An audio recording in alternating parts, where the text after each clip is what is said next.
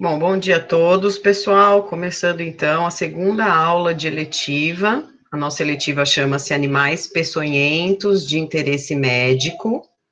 E aí a gente vai fazer uma recapitulação muito rápida da primeira aula, que foi a semana passada, né? Que eu também tive alguns problemas aí de internet e a aula chegou a cair bem no finalzinho. Então, para ver se foi entendido o que eu passei nessa primeira aula. Mais gente entrando, a aula está sendo gravada para poder posteriormente postar lá no grupo de sala para quem não pôde entrar nesse momento. É importante que vocês participem da aula de eletiva, pois sempre toda aula vai ter uma atividade que vocês deverão realizar, tá?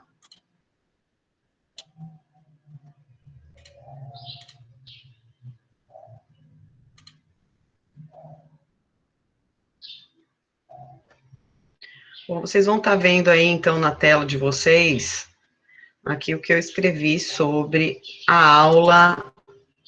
Ops, passou um.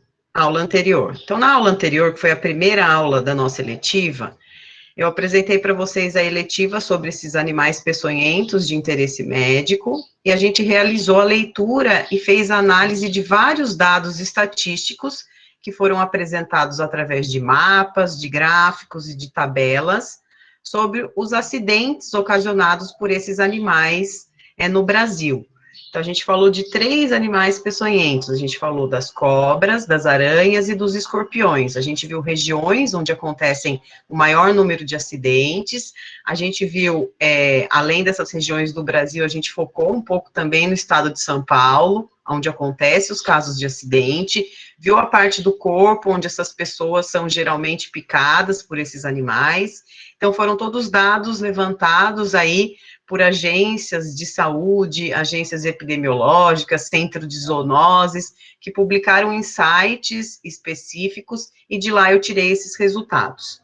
Então, após aquela aula de análise de gráficos e de tabelas, eu pedi para que vocês fizessem uma análise daqueles dados apresentados nos slides, e que eu publiquei lá no grupo de sala de vocês, e pedi para que vocês produzissem um material. Podia ser um material no formato de esquema, de mapa mental ou de texto informativo, apresentando os resultados que eu apresentei lá para vocês, ocasionados por acidentes com esses animais peçonhentos. Aí vocês teriam que registrar no caderno essa atividade que vocês deveriam montar. Poderia montar também ela em formato aí digital, podia fazer no Word, usar o Paint, o PowerPoint, ou até aplicativos de celular, e aqui eu sugiro um que é muito fácil de trabalhar, que é o Canva, tá? Você tiraria uma foto ou fazia o upload desse arquivo e ia anexar para mim num formulário que eu deixei o link. Eu fiz pelo Canva, meu. Isso, ótimo. Aí o Guilherme também colocou aqui que ele também... Nossa, muito bom o Canva. É bom demais, nossa. Bom demais. Deixa eu só pôr aqui na tomada o computador para não descarregar. Beleza. Deixa eu ver.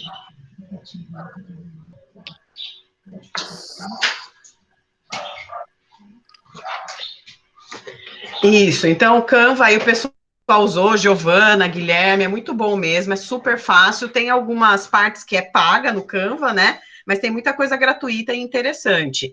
Então, uma sugestão aí, já que a gente está nessa forma remota e online, dá para fazer várias coisas no Canva, vários trabalhinhos que os professores pedem, usem o Canva, que é super legal. Dá para fazer algo muito bonito mesmo, só gratuito. Isso, dá para colocar imagem, né? Fica bem interessante. Professor, eu fiz, mas não mandei ainda. Dá para mandar o link? Sim, ó, tá aqui o link, tá? Então, para anexar essa atividade número 1 da eletiva dos animais peçonhentos, com os resultados desses dados que eu apresentei, você vai colocar nesse link aqui, tá? E também coloquei aqui um QR Code que vai direto no link. Então, tira um print aí dessa tela para vocês poderem enviar para mim essa primeira atividade.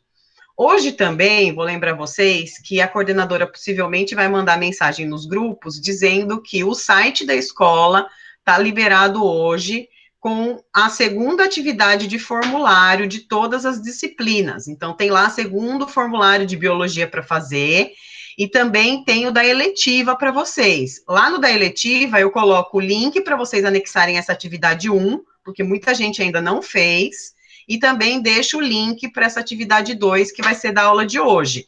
Então, tem 2 atividades de eletiva para fazer lá no site da escola, e tem mais um formulário de biologia para responder, que é referente a esse primeiro bimestre, tá bom? Então, eu acredito que é o último formulário do bimestre, vão ser 2 formulários do bimestre. Então, eu vou considerar esses 2 formulários, mas também o envio das fotos do caderno que a gente conversou na aula de ontem de biologia, para poder aí contabilizar e fechar a nota de vocês. Alguma pergunta, pessoal, dessa primeira aula? Do que tem que fazer? Todo mundo entendeu? Sim? Tranquilo? Sim. Então, tá bom. Bom, então, se todos aí entenderam, vamos começar, então, a aula 2, né? Vamos aqui para a aula 2. Então, a aula 2, hoje, a gente vai falar um pouco sobre a biologia dos escorpiões. Então, hoje a gente só vai aprender sobre os escorpiões. Na próxima aula, a gente vai ver as aranhas, e na outra, a gente fala sobre as cobras. Lembrando que a gente está falando dos animais peçonhentos do Brasil, tá? Do país onde a gente mora. Então, o foco é nesses animais. Copiando pra você. Giovana, ativa aí o mudo aí do celular. Obrigada. Bom, começando então pela anatomia externa, né? Como que é o corpo do escorpião? Então, o corpo do escorpião, ele é separado em 2 partes. A primeira parte, né, onde a gente poderia chamar aí de cabeça, é chamado de prossoma, que é a carapaça desse animal, mas toda a parte aqui do abdômen dele também. Ele tem esse abdômen longo e o aparelho inoculador aí da peçonha, que é o veneno, fica aqui na pontinha, tá? Então, a gente pode ver aqui o ferrão e a vesícula da peçonha que injeta aqui o veneno.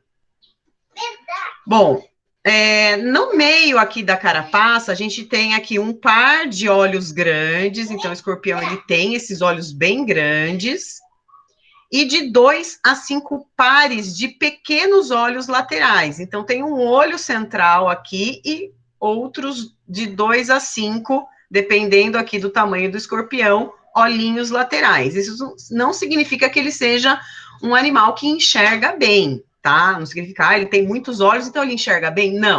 Eles vão mais por sensores táteis. Então, eles vão tateando, né, com as patinhas, aqui com os pálpos, que são essas quelíceras, eles vão tateando os locais para poder, então, encontrar ali a sua presa, o seu alimento. As quelíceras aqui que eu falei para vocês, tá? Essas quelíceras é onde fica no meio a boquinha dele, então, ele movimenta essas quelíceras para poder ali ingerir o alimento, e ele tem aqui também, né, essas patas longas, chamadas de pé de palpos, tá? Com essas pinças na ponta para poder capturar ali o alimento. Então, se está passando ali uma barata correndo, o escorpião chega, se aproxima, com essas pinças, né, o palpo, ele pressiona o alimento, pega aqui a vesícula, né, o ferrão, injeta o veneno na sua presa e se afasta. Ali ele vai esperar a presa, o veneno, agir em cima da presa. Aí, quando ele perceber que a presa morreu, é que ele vai se aproximar e começar, então, a se alimentar. O veneno, ele tem uma ação ali de digestão externa do animal que ele vai se alimentar. Então, o veneno, ele já digere as partes mais duras desse animal para que o escorpião consiga ingerir mais fácil. Dúvidas aqui? Bom, na fase ventral do escorpião, né, que é a parte de baixo dele, a gente pode ver algumas partes aí importantes que é em relação à anatomia. Então, a gente vê aqui embaixo que ele tem um cefalotórax, né, que é a cabeça com o tórax fundido. Ele tem a boca, que a gente costuma ver sempre quando ele está de dorso, ou seja, virado. Então, a boquinha fica aqui na região de baixo. As quelíceras, que se movimentam para poder ajudar a empurrar o alimento para dentro da boca. os palpos, que são essas pinças que capturam o alimento, os 4 pares de patas, tá? É um artrópode, então ele tem 4 pares de patas, assim como as aranhas. Então, aqui tem um par, mais aí posterior, os 2 pares medianos e o par anterior.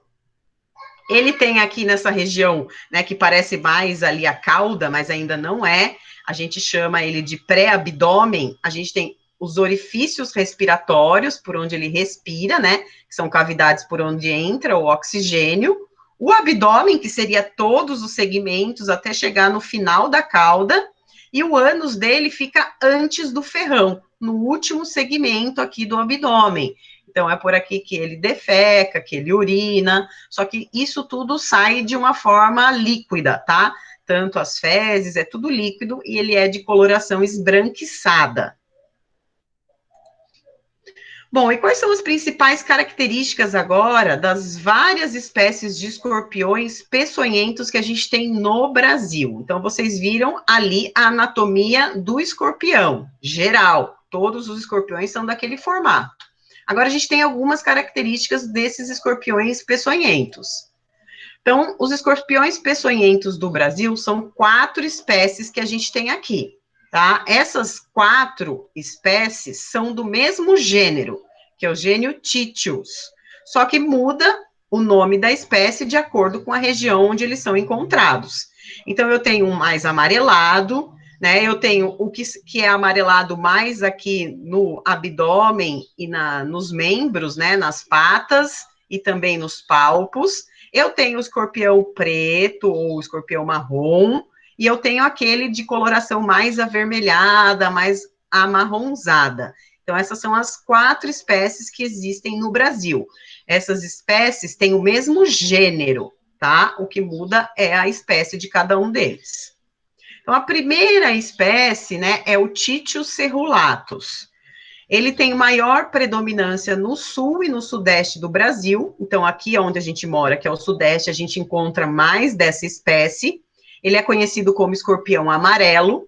Tem o tronco escuro, né? Aqui a gente vê a coloração mais escura, mas as pernas e a cauda são mais amarelo claro.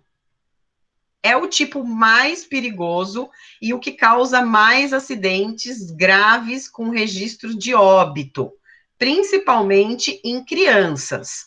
Por isso, o controle populacional dos escorpiões é essencial para a gente combater esse tipo de animal e evitar esses acidentes. Então, por que causa morte em crianças? Porque as crianças estão com o sistema imunológico ainda sendo formado, e às vezes o organismo não dá conta de combater o veneno. Acontece a mesma coisa com idosos. Então, as crianças e os idosos é a faixa etária onde mais pode ocorrer óbitos e mortes ocasionados por picada de escorpião. A espécie, ela recebe esse nome de acordo com a presença de serrilha no 3º e no 4º anel da cauda. Então, a gente pode ver aqui, ó, que tem algumas... Esse não vai dar para ver bem, mas a gente vai ver uma outra imagem que vai mostrar essas serrinhas. São como se fossem serras nessas regiões aqui do abdômen, tá? Então, tem uma serrinha desse lado, uma serrinha do outro. Ele pode medir cerca de 7 centímetros, tá? De comprimento. Então, se você for pegar lá uma régua, né, e ver os 7 centímetros, é mais ou menos isso aqui, tá? Que é o comprimento de um escorpião, com a cauda já, um adulto. A reprodução é por paternogênese, isso significa que cada fêmea, ela pode ter por ano 2 partos, com média de 20 filhotes em cada parto. Então, um escorpião, ele gera 40 filhotes no ano.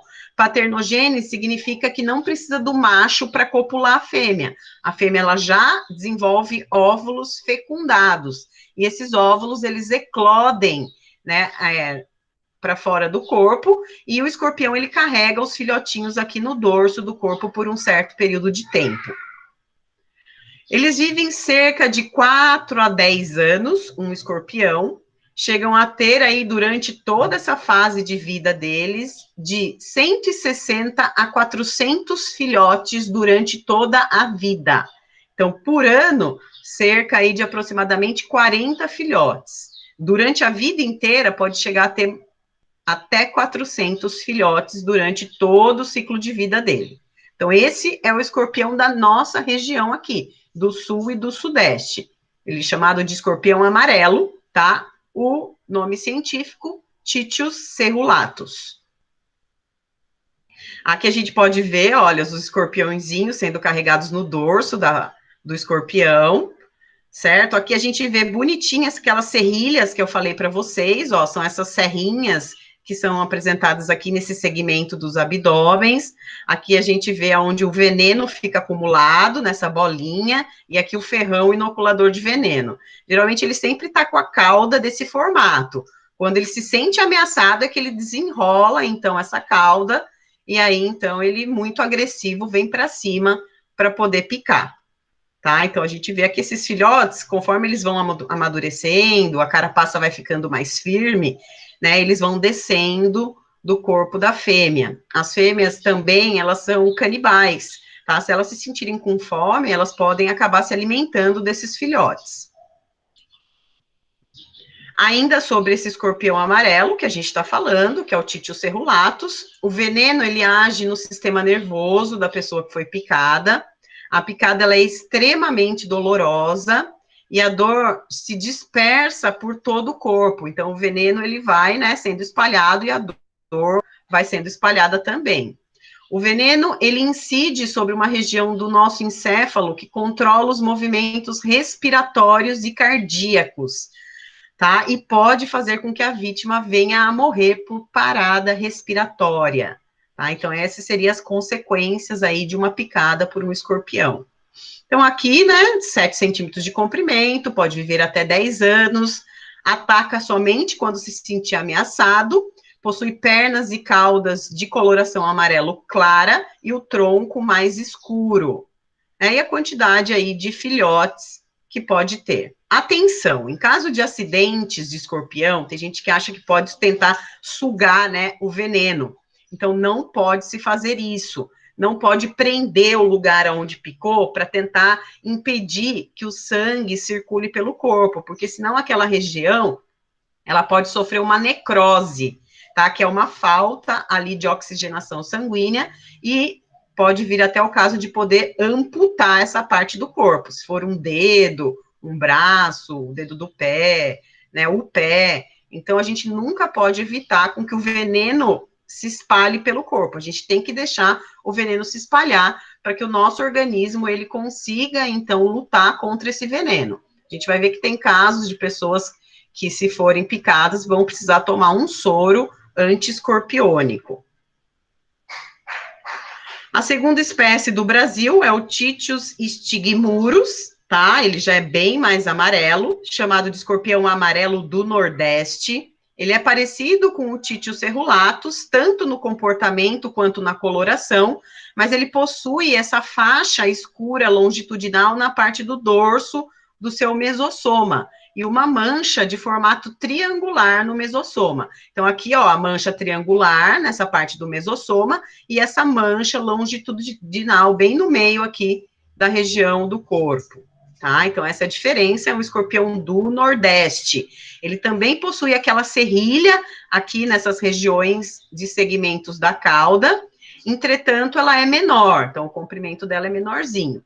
Sendo assim, ele é a espécie mais comum encontrada no Rio Grande do Norte, tá? Ali na cidade de Macaú. O próximo escorpião é o Titius baiensis, né, chamado de escorpião marrom, porque ele é mais escuro. Esse escorpião, ele mede cerca de 6 centímetros de comprimento, a coloração é escura, as patas são de coloração mais castanha e o dorso totalmente escuro, marrom escurecido. Assim como o escorpião amarelo, que é o aqui da nossa região, essa espécie também se alimenta de filhotes, principalmente barata. Então, a barata é o alimento preferido dos escorpiões. Elas são facilmente encontradas, né, por esses escorpiões em entulhos, em lixos e locais úmidos, que são os locais também onde eles se escondem. O escorpião preto, ou escorpião marrom, como ele é chamado, é um dos tipos de escorpiões menos agressivos que existem aqui no Brasil. Inclusive, o veneno dele também é aquele menos potente. tá? O nome já diz baiensis, então ele fica também na região do Nordeste, lá do estado, lá da Bahia, tá? Onde a gente encontra essa espécie de escorpião. Mesmo o veneno sendo de menor potencial, a gente precisa tomar certos cuidados para evitar a picada, né? Diferentemente do escorpião amarelo, esse escorpião preto, ele só se reproduz mediante a interação do macho com a fêmea. O mesmo caso, o Titius sigmurus, que foi o anterior que eu falei para vocês. O único que tem reprodução por paternogênese é o amarelo, o que encontra-se aqui na nossa região no Sudeste. A quarta espécie, então, é o Titius obscurus, né? Aí o nome obscuro, porque ele é totalmente preto. Ele é também conhecido como Titius paraensis, porque ele é um animal que habita a região da Amazônia, aquela parte ali de cima do mapa do Brasil. Quando adulto, ele fica com essa coloração negra e atinge até 9 centímetros de comprimento. Então, ele seria o maior das 4 espécies que existem. Porém, quando eles são jovens, esses animais têm o corpo e os apêndices castanhos com manchas escuras. Então, depois de adulto é que ele fica bem escuro. Quando jovem, ainda ele é um pouco marrom com manchas escuras pelo corpo. Bom, o habitat, né? Onde que esses animais habitam, onde eles são encontrados? Então, os primeiros registros que foram anotados na história falam que esses animais, eles se encontravam no meio ambiente, né, há mais de 400 milhões de anos. Para sobreviver a todo esse tempo, eles tiveram que se adaptar muito aos diversos habitats, como o deserto, né, as florestas tropicais, a níveis do mar, né, tem região que são encontradas em região litorânea, a altitudes de até 4.400 metros, porém a maioria das espécies prefere clima tropical e subtropical, que são regiões, então, mais quentes do nosso país, apesar de se encontrarem em vários biomas, como as imagens estão mostrando. Então, aqui a gente tem, né, a Caatinga, a Mata Atlântica, o Cerrado, então eles habitam todas essas regiões. Na natureza, os escorpiões, eles podem ser encontrados também nos desertos, nas savanas, em florestas úmidas e temperadas, podem ser encontrados embaixo de pedras, de tronco de árvores, né? Então, aqui, ó, no ambiente urbano, os animais, eles se escondem em local que emite condições naturais. Então, aqui atrás a gente tem uma floresta, só que a gente tem entulho, eles podem ser encontrados nesses entulhos.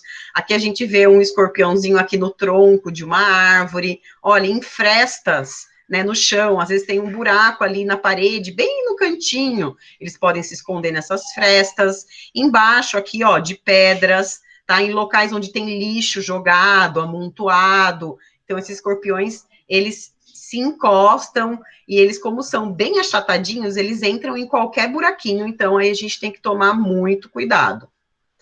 Para realizar o controle e a detetização, é possível a gente encontrar aí esses escorpiões em vãos, esses frestas, buracos, tudo que eu falei para vocês. Então, quando vai detetizar um ambiente, né, a gente tem que prestar bastante atenção, que a gente tem que colocar e jogar veneno onde tem essas frestas aqui, porque é o local onde eles se escondem. Aqui eu coloquei um panfletinho, né, que eu encontrei da Prefeitura de São Roque, que eu achei bem interessante, que fala sobre 11 medidas preventivas tomadas, né, contra os escorpiões. Então, a primeira medida, manter quintais, jardins, garagens, depósitos e terrenos baldios sempre limpos, sem mato, sem entulho, sem lixo, sem restos de construção, porque a gente sabe que eles vão se esconder. Entulhos devem ser enterrados, cobertos com 30 centímetros de terra e compactados.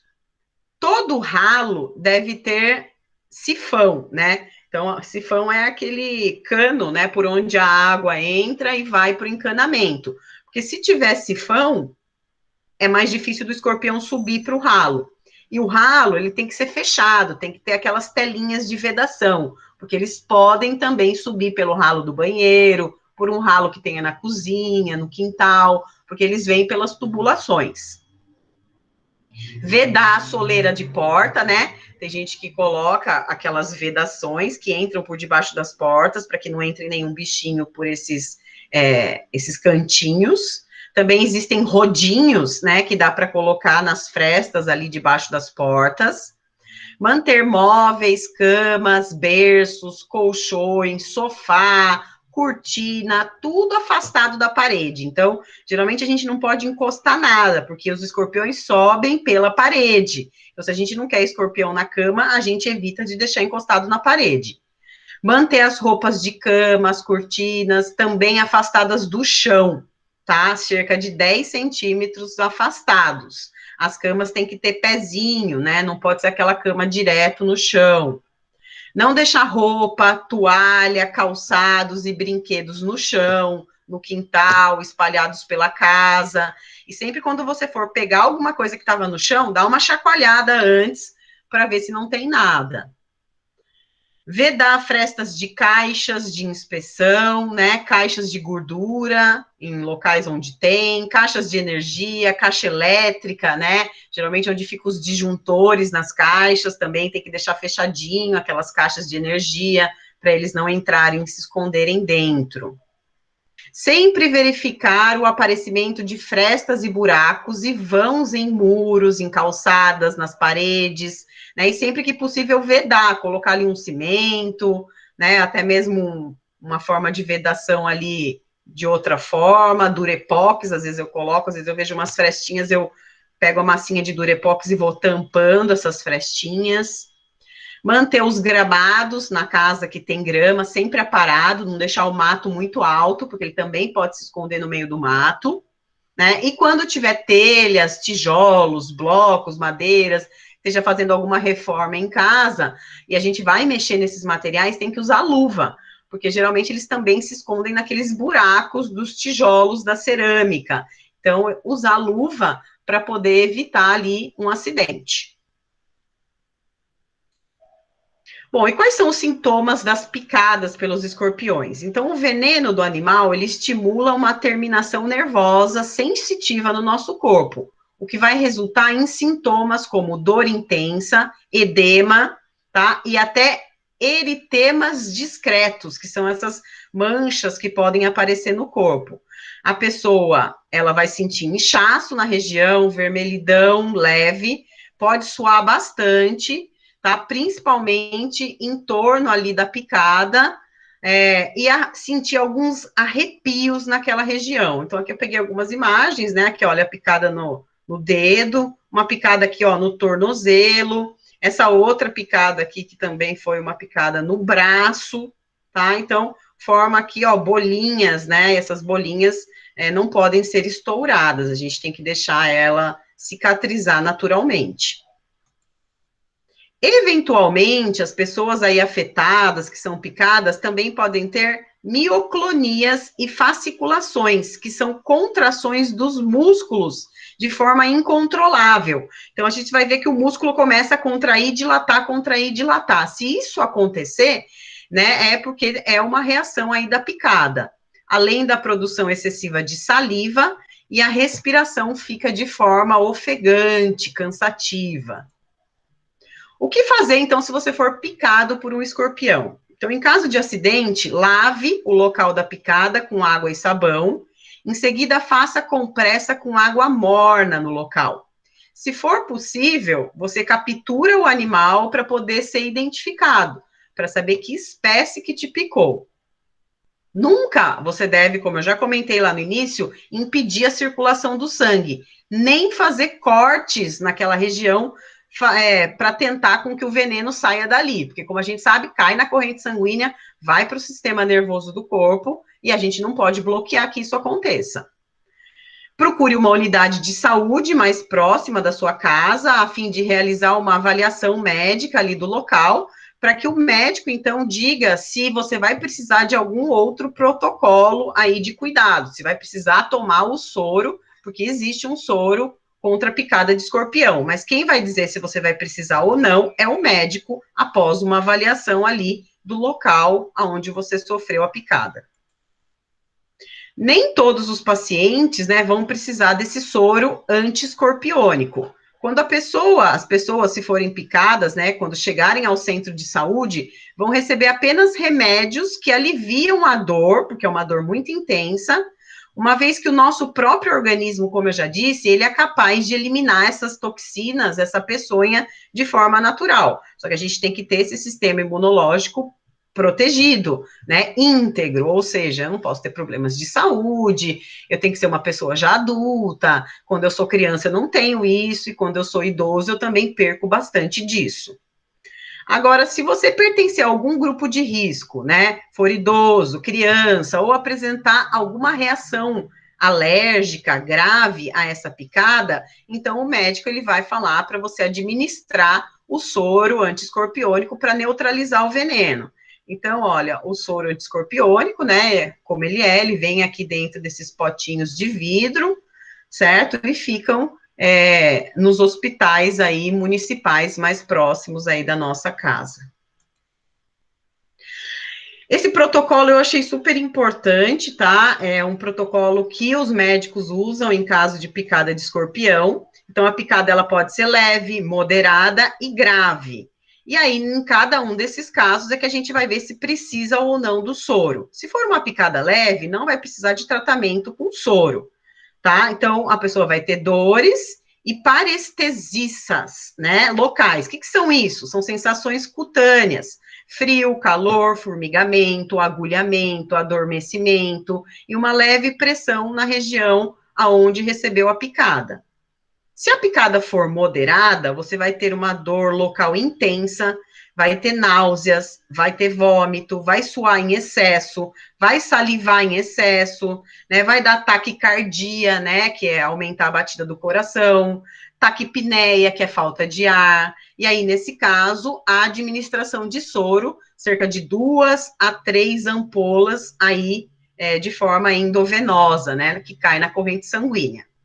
Se for uma picada grave, né, vai ter os mesmos sintomas aqui da fase moderada, e mais ainda, prostração. O que é prostração? É fraqueza, né, abatimento, aquela moleza no corpo, pode chegar a convulsionar, pode ter coma, pode ter insuficiência aí cardíaca, edema pulmonar, choque anafilático. Então, aqui nesse caso, que é um caso bem mais grave, é administrado mais ampolas do soro, de 4 a 6 ampolas no indivíduo. A produção do soro, né? Como que é feito esse soro antiescorpiônico? Então, é feita uma estimulação elétrica ali na região onde o escorpião, ele guarda a peçonha, no cantinho da cauda. Isso é feito de forma manual, tá? Lá no Butantan existe um departamento que faz isso. Então, nesse departamento, eles extraem aqui o soro, né? E retiram esse veneno para produzir o soro. Tem um vídeo aqui que eu vou mostrar para vocês. Então, vamos assistir esse pequeno vídeo aqui, é curtinho, tá? 6 minutinhos, que vai mostrar como que o veneno, ele é extraído para a produção do soro.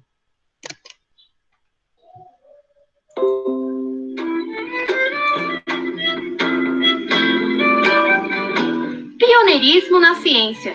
A criação de um aparelho para extração de veneno em artrópodes. Essa grande ideia partiu de um grupo de 5 alunos e professores da PUC São Paulo.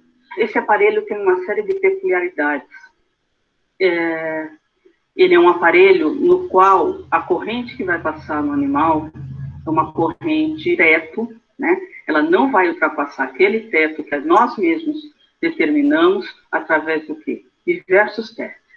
Tinha com um equipamento anterior que tinha sido construído e que era utilizado aqui no laboratório, a mortalidade dos animais, dos escorpiões que eram extraídos o veneno, tanto para pesquisa como para produção, era relativamente grande. Então, a gente procurou, através da parceria com o pessoal da PUC, a possibilidade de fazer um aparelho que desse a menor intensidade possível de choque, que preservasse a vida do animal.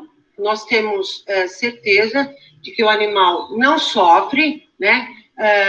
Nós tivemos uma possibilidade de manter esses animais por mais tempo em cativeiro, porque o estímulo é totalmente controlável, né? E essa maior permanência do animal em cativeiro também favoreceu um número maior de extrações de veneno e, consequentemente, nós conseguimos uma produtividade de veneno ainda maior. Foi algo bastante importante, algo, na verdade, pioneiro, porque existiam outros eletroestimuladores, mas nunca se tomou cuidado de não machucar o animal. Esse é um ponto que nós tivemos desde o início, o animal não poderia ser prejudicado. Mas como funciona o aparelho? Bom, o escorpião, o único perigo do escorpião fica aqui na cauda dele, no final da cauda, que é esse segmento que nós chamamos de telson. Dentro aqui do telson, que é este segmento aqui, você tem duas glândulas de veneno, e essas glândulas, elas terminam aqui na extremidade desse ferrão, que é por onde sai o veneno. O resto do corpo dele não oferece perigo nenhum, desde que eu esteja manuseando com cuidado e com muita atenção. Essas pinças que ele tem aqui, ó, não fazem nada. O que ele põe aqui eu nem sinto, então é muito discreto isso aqui, não tem problema nenhum. O problema maior dele realmente é aqui na cauda. E o que é importante para a gente nesse aparelho é que você vem, encosta, tá? Você está dando um estímulo, ó, tem um pouquinho de veneno, ele soltou bem pouquinho. Nós vimos qual era a melhor tensão e qual era o melhor tempo para que o intervalo de tempo para que houvesse choque no animal e descanso. A forma de onda que nós escolhemos foi pulsada. Então, o choque é dado durante um certo tempo e ele descansa um certo tempo. O destaque é para o grupo de alunos da PUC, que desenvolveu todo o projeto durante o trabalho de conclusão de curso, promovendo assim a primeira patente da universidade. Como o curso de engenharia ele sempre foi... Pessoal, ó, eu parei aqui agora porque vai falar dos alunos, né? Eu achei interessante mostrar esse vídeo porque esses alunos, ó, são estudantes de engenharia da PUC São Paulo. E eles desenvolveram esse aparelho que estimula, né, a saída ali do veneno através de choque, sem, lógico, que prejudicar o animal. Porque isso, quando era feito de forma manual, dando choquinhos de estimulação, muitas vezes o animal ele não aguentava muita extração de veneno. Então, eles desenvolveram com a atenção certa, né, para não prejudicar o animal, para não machucar, para esse animal ele poder ser usado muito mais vezes para poder extrair o veneno para a produção do soro, tá? Então, é dessa forma que é extraído, através de estimulação ali, onde fica essa glândula de peçonha. Bom, então aqui, depois desse veneno ser retirado, ele vai ser feito o soro, né? Então, como que o soro é feito? Então, a primeira coisa, a extração, então, da peçonha do animal. Aí, vai ser preparado um antígeno dentro ali do Instituto Butantan. Esse antígeno, né, que seria ali o veneno, ele é aplicado no cavalo. Por que no cavalo? Porque é um animal grande, de porte forte, que tem um sistema imunológico muito rápido de defesa. Então, o veneno ele é injetado no cavalo.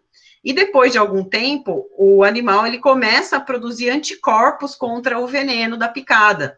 Então, esses anticorpos que ele produz vão parar no sangue. Então, é feita a retirada, a extração do sangue desse cavalo e é separado, então, os glóbulos vermelhos do plasma, que é a parte líquida do sangue, que é o que vai ser usado para a produção do soro. Então, retirou, extraiu o plasma sanguíneo ali do cavalo, é levado, então, lá para o Instituto Butantan, que é um instituto especializado em produzir esse tipo de soro, e é feita, então, vários testes e análises para, então, ser colocados nas ampolas e distribuídos aí nos hospitais municipais.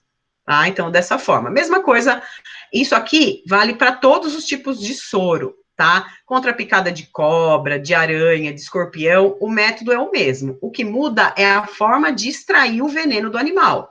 No escorpião, vocês viram como é que funciona. Depois a gente vai ver nas aranhas e nas cobras também. Bom, então mais um videozinho para a gente poder finalizar essa parte.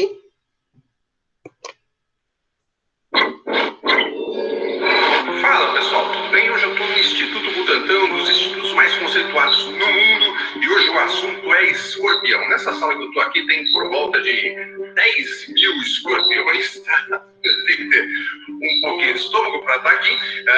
E nós vamos falar sobre o animal, sobre a picada, sobre tratamento e o que é lenda urbana e o que é verdade em toda essa história. É uma informação muito importante que eu tenho certeza que vocês vão aproveitar muito, tá bom? Vamos lá.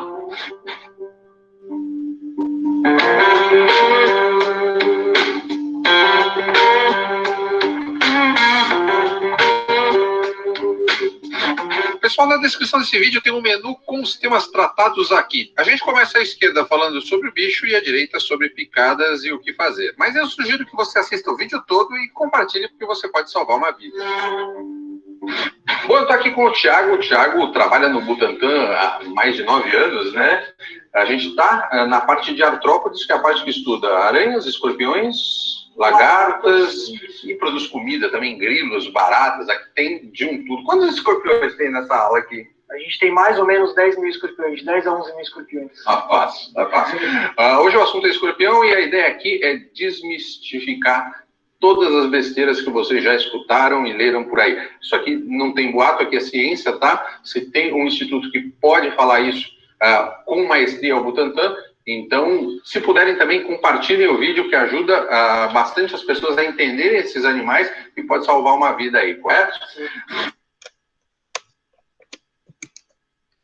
Bom, pessoal, esse vídeo, ele tem aí mais de 20 minutos, tá? Só que ele é muito interessante. Então, eu passei só o início para vocês verem, eu vou postar ele no grupo lá do WhatsApp, para quem tiver interesse em assistir.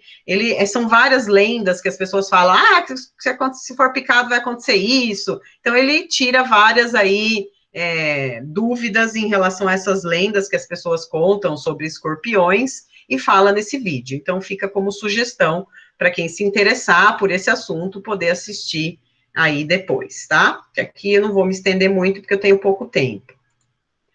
Bom, aí então essa aula, ela gera uma segunda atividade, que é a segunda atividade da eletiva, onde vocês vão elaborar um folheto digital. Toda aula de eletiva tem a elaboração de um folheto digital no final, com imagens e pequenos textos sobre o que estudamos na aula de hoje, ou seja, sobre a biologia dos escorpiões peçonhentos do Brasil, de interesse médico. Então, você pode fazer o seu folheto digital falando daquelas 4 espécies de escorpiões, né, e as características de cada uma daquelas espécies, aonde é encontrado, como que é o corpo.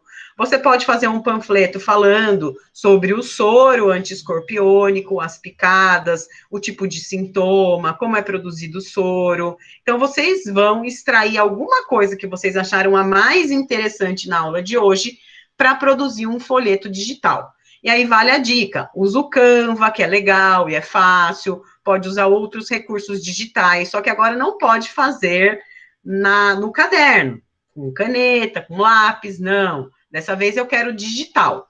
Vocês vão inserir para mim essa produção nesse link e também vão colocar, deixa eu ver se tem na próxima página, também vão colocar esse folheto nesse mural digital que eu criei aqui, tá? Que é um Padlet. Então, tem 2 links para você colocar a atividade 2. No link do formulário e no link de um mural digital. Por que, professor, em 2? Porque o mural digital, você vai ver de todos os colegas da sua sala, quem produziu, como é que ficou, se ficou legal, se não ficou legal. Já no link do formulário, você só não consegue ver nada, porque só eu, professora, recebo. Então, eu gostaria que vocês também pudessem ver o que os colegas produziram, porque tem trabalhos muito bonitos, que ficaram ótimos, tá? Então, são 2 links para atividade. O link do formulário, que é o do Google Forms, tirou o print da tela aí? E o link do Padlet, que é um mural digital, onde vocês também vão colocar esse panfletinho. Vamos ver o que mais temos. Não temos mais nada, tá? Não vão embora ainda. Eu agradeço aí a atenção de todos por estarem aqui presentes, os poucos alunos que estão.